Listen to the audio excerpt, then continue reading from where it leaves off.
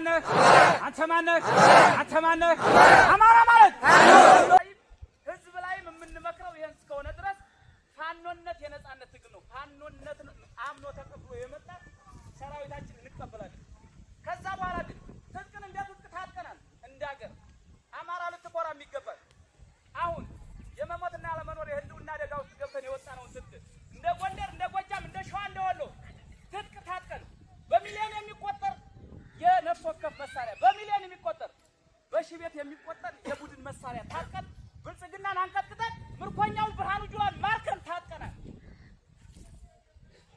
በትጥቅ ትግል አሁን አይመጣጠንም። በፖለቲካም በልጠነዋል፣ በወታደርም በልጠነዋል። በኢኮኖሚ ብቻ ነው አሁን እሱ ጋር እየተደረደርን ያለ ነው። ግብር እንዳትከፍሉ የምናረጋችሁ እኛ ግብር ሆነን ነው። ፋኖ ግብር ሆኖ ነው ህዝብ ግብር እንዳይከፍል ያደረግነው።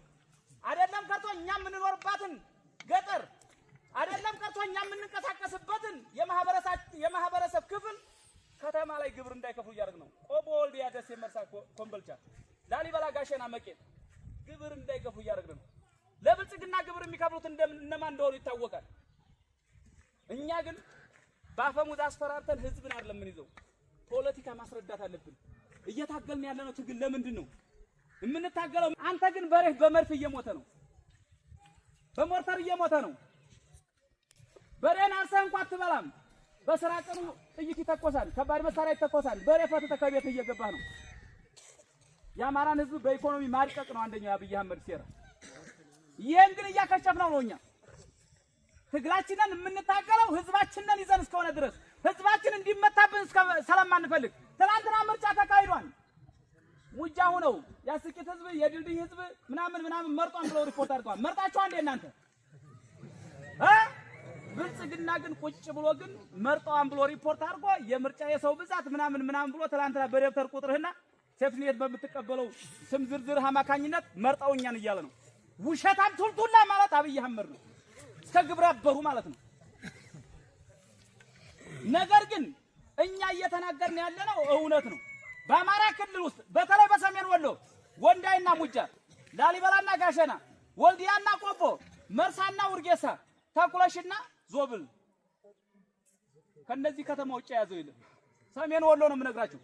አብዛኛውን ያዝነው እኛ ነን። ወይተኛውን ህዝብ አስመርጦ ነው ምርጫውን ምን አለ 157 ቅንቡላ ተወርውሮብን አሸንፈናል አለ። ይሄ ዳሁላ በለጠ ሞላ